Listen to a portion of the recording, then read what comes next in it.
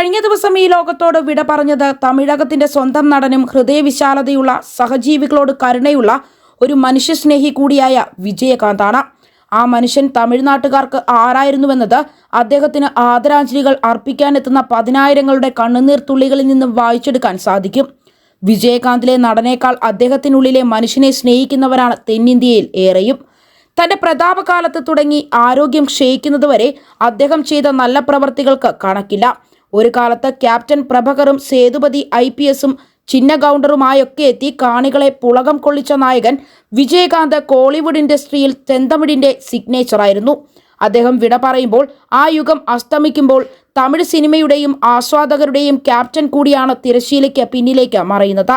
എനിക്കും ഇളമൈ എന്ന സിനിമയിലൂടെയാണ് വിജയകാന്ത് വെള്ളിത്തിരയിലെത്തുന്നത്.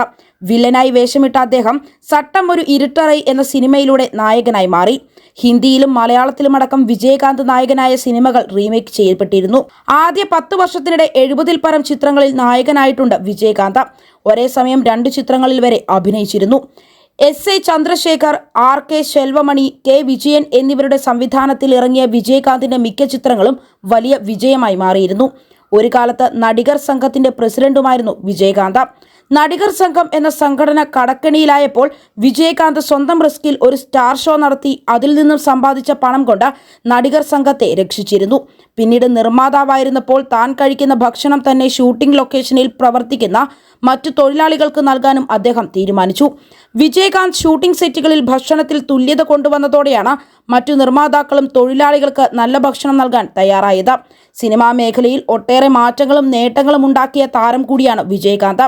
രജനീകാന്ത് അടക്കം തമിഴകത്തെ ഒട്ടുമിക്ക താരങ്ങളും വിജയകാന്തിനെ അവസാനമായി ഒരു നോക്ക് കാണാനും അന്തിമോപചാരം അർപ്പിക്കാനുമായി ചെന്നൈയിലെ DMDK കാര്യാലയത്തിൽ എത്തിയിരുന്നു. അതിൽ നടൻ വിജയ് അന്തിമോപചാരം അർപ്പിക്കുന്ന വീഡിയോയാണ് ഇപ്പോൾ വൈറലായി മാറുന്നത്. വിജയകാന്തിന് ആദരാഞ്ജലി അർപ്പിക്കാനെത്തിയ വിജയ്ക്ക് നേരെ ചെരിപ്പേർ പോലുമുണ്ടായി. അതിന്റെ ദൃശ്യങ്ങൾ ഇപ്പോൾ സമൂഹ മാധ്യമങ്ങളിൽ വൈറലുമാണ്. അന്തിമോപചാരം അർപ്പിച്ച് വിജയ് വാഹനത്തിൽ കയറാൻ പോകുന്നതിനിടെയാണ് സംഭവം നടക്കുന്നത്.